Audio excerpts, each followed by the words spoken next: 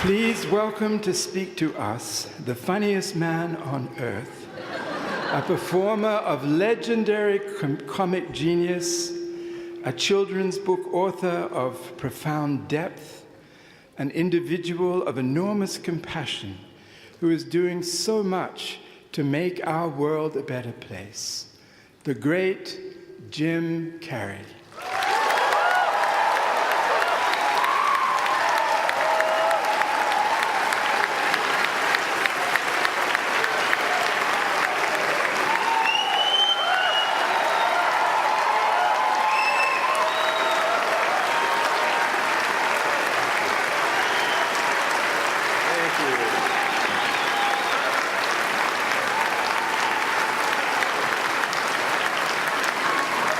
Sitting down for? I was going to milk that for a while. You guys can stretch that out in post, right? You can make that longer in the edit.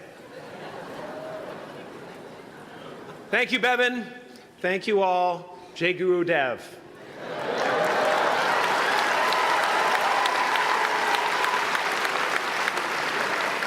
I brought one of my paintings to show you today. I hope you guys are going to be able to see it okay. It's not one of my bigger pieces, so you might want to move down front.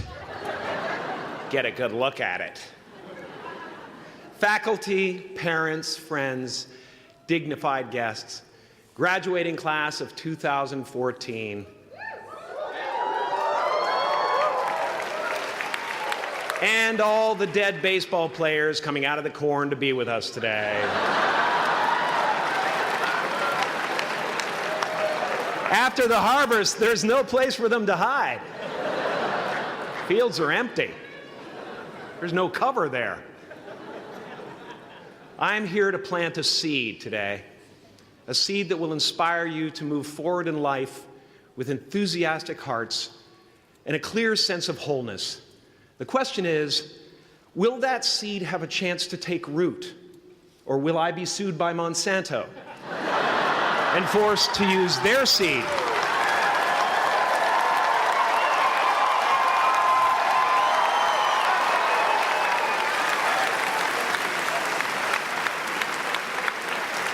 Which may not be totally Ayurvedic. Excuse me if I seem a little bit low energy today, whatever this is.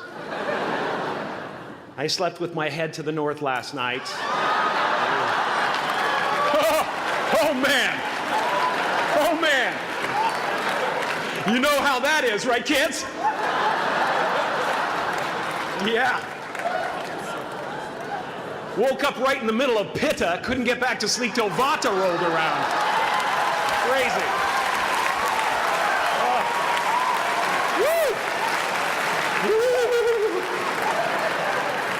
But I didn't freak out, you know.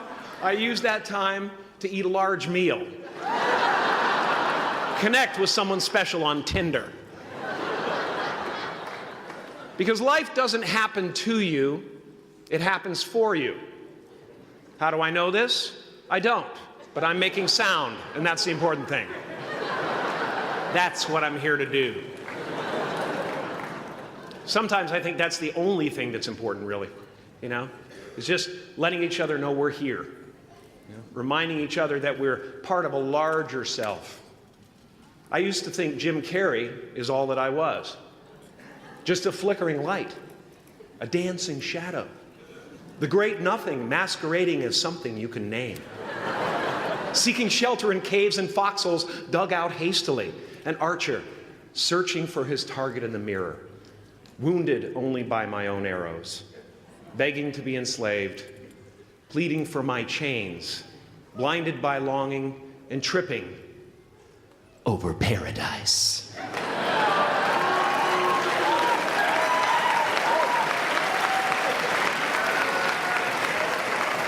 I get an amen? You didn't think I could be serious, did you? I don't think you understand who you're dealing with. I have no limits.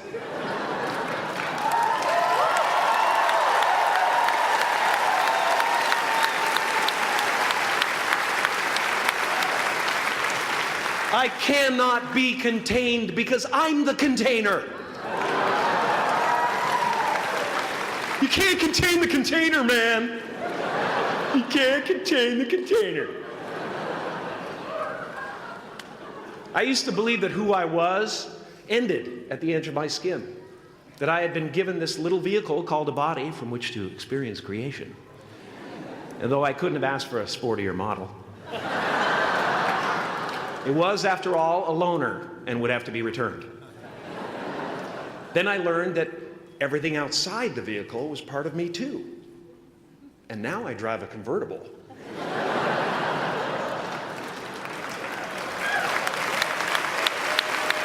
Yeah, man. Top down, wind in my hair. Woo! I am elated and truly, truly, truly excited to be present and fully connected to you at this important moment in your journey. I hope you're ready to open the roof and take it all in. Okay, 4 more years then. They're obviously not ready. Just need some more cooking.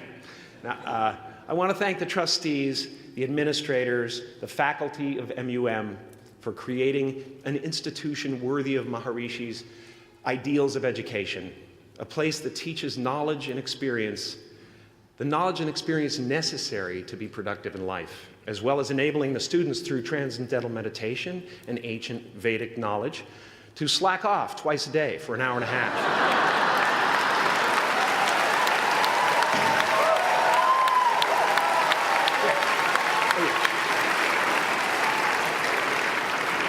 Don't think you're fooling me. But I guess it has some benefits. It does allow you to separate who you truly are and what's real from the stories that run through your head. You have given them the ability to walk behind the mind's elaborate set decoration and to see that there's a huge difference between a dog that is going to eat you in your mind and an actual dog that is going to eat you.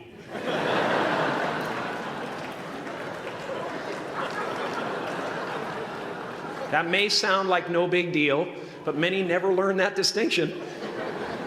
And they spend a great deal of their lives living in fight or flight response. I'd like to acknowledge all of you wonderful parents. Way to go. What a fantastic job you've done. For your tireless dedication, your love, your support, most of all, for the attention that you paid to your children. I have a saying, beware the unloved, because they will eventually hurt themselves or me. But when I look at this group here, you know, I feel really safe. I do. I'm just going to say it. My room is not locked. My room is not locked. No doubt some of you will turn out to be crooks. But white-collar stuff, you know, Wall Street, that type of thing, you know, crimes committed by people with self-esteem. Stuff parents can still be proud of in a weird way. And to the graduating class of 2017, -3, you didn't let me finish. Congratulations. Yes. Give yourself a round of applause, please. Please.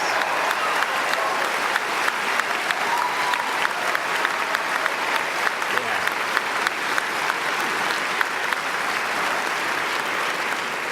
You are the vanguard of knowledge and consciousness, a new wave in a vast ocean of possibilities.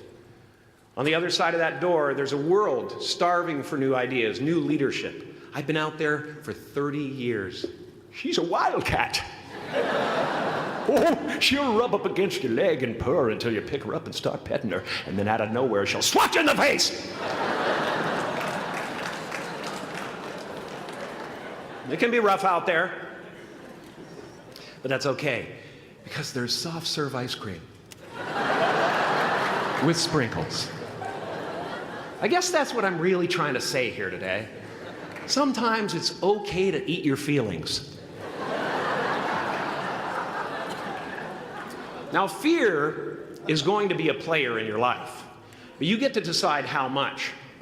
You can spend your whole life imagining ghosts, worrying about the pathway to the future, but all there will ever be is what's happening here, and the decisions we make in this moment, which are based in either love or fear. So many of us choose our path out of fear disguised as practicality. What we really want seems impossibly out of reach and ridiculous to expect, so we never dare to ask the universe for it. I'm saying I'm the proof that you can ask the universe for it.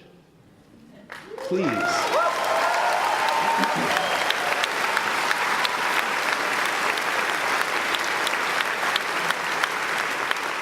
And if it doesn't happen for you right away, it's only because the universe is so busy fulfilling my order.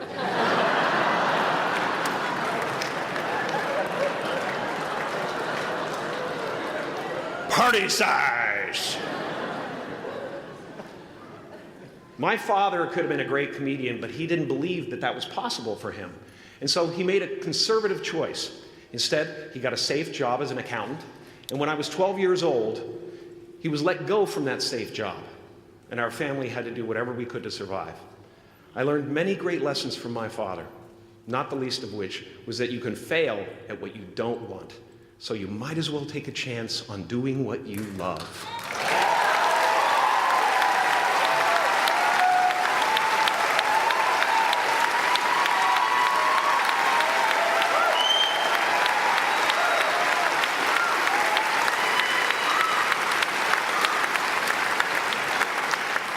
It's not the only thing he taught me, though.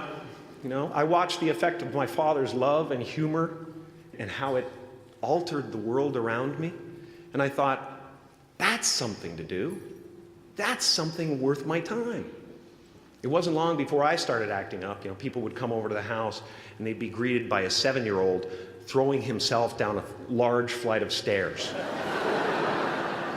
They would say, "What happened?" And I would say, "I don't know. Let's check the replay." I'd go back to the top of the stairs and come back down in slow motion.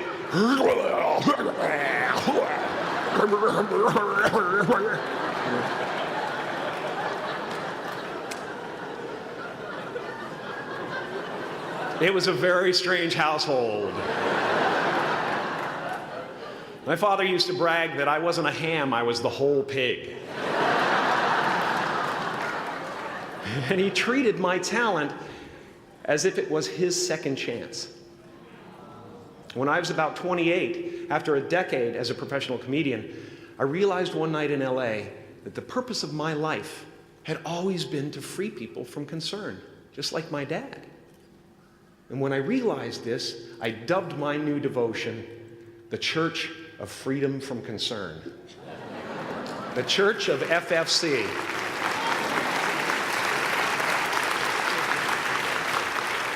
And I dedicated myself to that ministry. What's yours? How will you serve the world?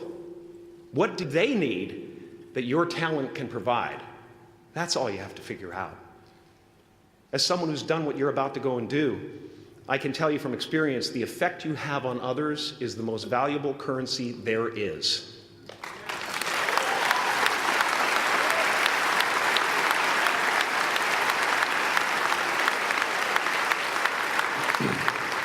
Because everything you gain in life will rot and fall apart, and all that will be left of you is what was in your heart.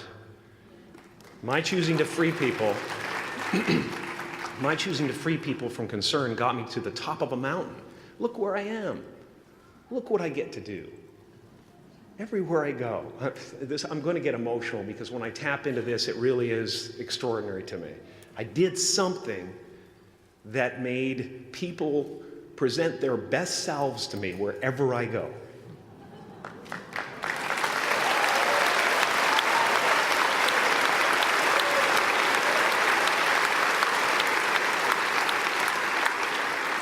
I am at the top of the mountain, and I was, and the only one I hadn't freed was myself, and that's when my search for identity deepened.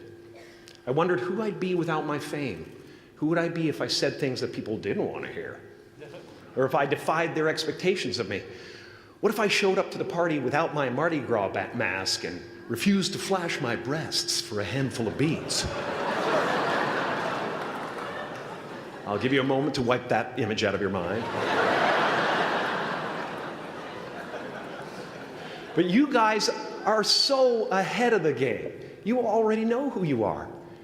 And that peace that we're after lies somewhere beyond personality, beyond the perception of others, beyond invention and disguise, even beyond effort itself. You can join the game, fight the wars, play with form all you want, but to find real peace, you have to let the armor go. Your need for acceptance can make you invisible in this world. Don't let anything stand in the way of the light that shines through this form. Risk being seen in all of your glory.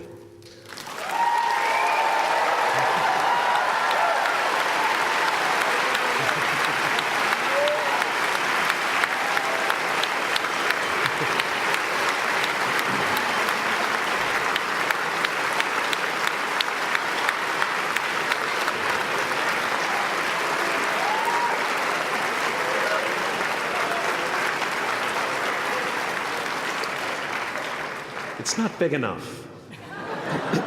This painting is big for a reason. It's called high visibility. It's about picking up the light and daring to be seen. Here's the tricky part. Everyone is attracted to the light. The party host up at the top, who thinks unconsciousness is bliss and is always offering to drink from the bottles that empty you. Misery below her. Despises the light, can't stand when you're doing well, wishes you nothing but the worst. The Queen of Diamonds, under him, needs a king to build her house of cards. And the hollow one down bottom there will cling to your leg and say, please don't leave me behind, for I have abandoned myself. Even those who are closest to you and most in love with you, the people you love most in the world, will find clarity confronting at times. This painting took me thousands of hours to complete. And when I was finished, thank you, thousands of hours, yes. I'll never get them back. I'll never get them back. I worked on this for so long. I was weeks and weeks like a madman alone on a scaffolding.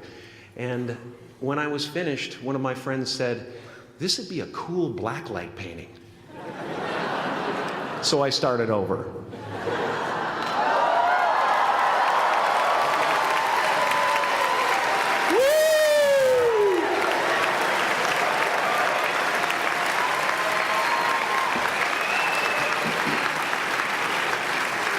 Welcome to Burning Man. Some pretty crazy characters up there, but better up there than in here. You know, painting is one of the ways, thank you. Painting is one of the ways I free myself from concern, a way to stop the world through total mental, spiritual, and physical involvement.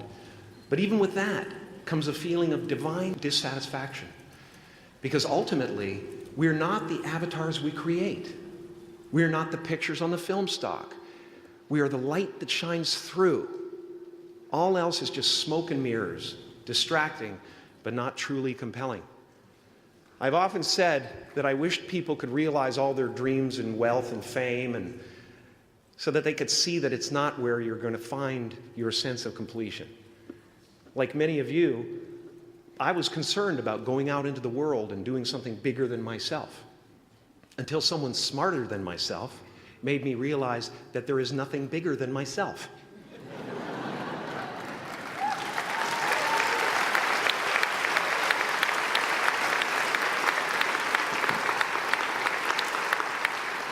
My soul is not contained within the limits of my body. My body is contained within the limitlessness of my soul. One unified field.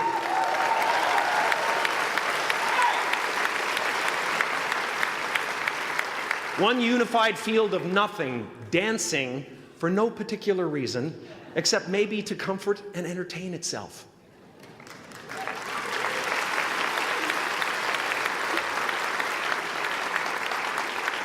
As that shift happens in you, you won't be feeling the world, you'll be felt by it. You'll be embraced by it. Now I'm always at the beginning. I have a reset button, and I ride that button constantly. Once that button is functioning in your life, there's no story that the mind could create that will be as compelling. The imagination is always manufacturing scenarios, both good and bad, and the ego tries to keep you trapped in the multiplex of the mind.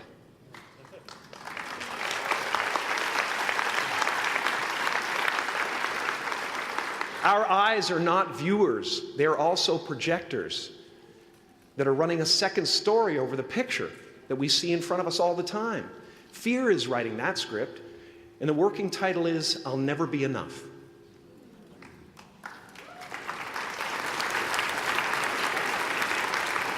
Now you're going to look at a person like me and say, how could we ever hope to reach those kind of heights, Jim? How can we make a painting that's too big for our home? How do you fly so high without a special breathing apparatus? This is the voice of the ego. And if you listen to it, there will always be someone who's doing better than you. No matter what you gain, ego will not let you rest. It will tell you that you cannot stop until you've left an indelible mark on the earth, until you've achieved immortality. How tricky is this ego that it would tempt us with the promise of something we already possess?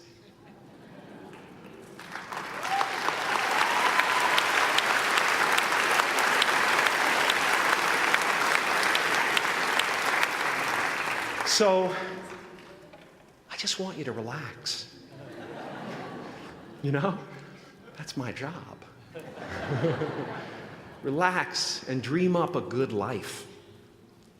I had a substitute teacher from Ireland in the 2nd grade that told my class during morning prayer that when she wants something, anything at all, she prays for it and promises something in return, and she always gets what she wants. Well, I'm sitting at the back of the classroom, you know, thinking, wow, my family can't afford a bike, you know. So I went home and I prayed for one. And I promised I would recite the rosary every night in exchange. Broke that promise. But 2 weeks later, I got home from school to find a brand new Mustang bike with a banana seat and Easy Rider handlebars. Yeah. From fool to cool. My family informed me that I had won the bike in a raffle that a friend of mine had entered my name in without my knowledge whatsoever. So that type of thing has been happening to me ever since. And as far as I can tell, it's just about letting the universe know what you want and working toward it while letting go of how it comes to pass.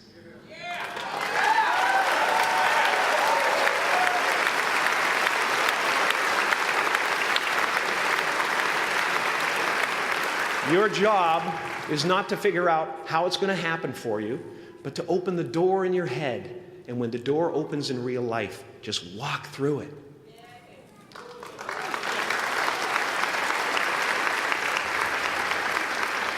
And don't worry if you miss your cue, because there's always doors opening. They keep opening. And when I say life doesn't happen to you, it happens for you, I really don't know if that's true. I'm just making a conscious choice to perceive challenges as something beneficial so that I can deal with them in the most productive way. You'll come up with your own style. That's part of the fun. Oh, and why not take a chance on faith as well?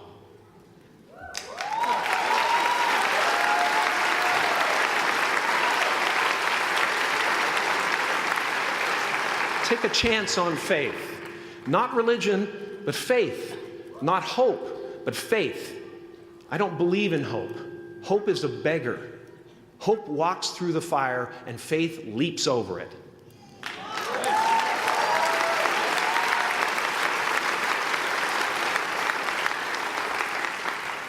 You are ready and able to do beautiful things in this world. And after you walk through those doors today, You will only ever have two choices, love or fear. Choose love, and don't ever let fear turn you against your playful heart. Thank you so much. I'm so honored. Thank you.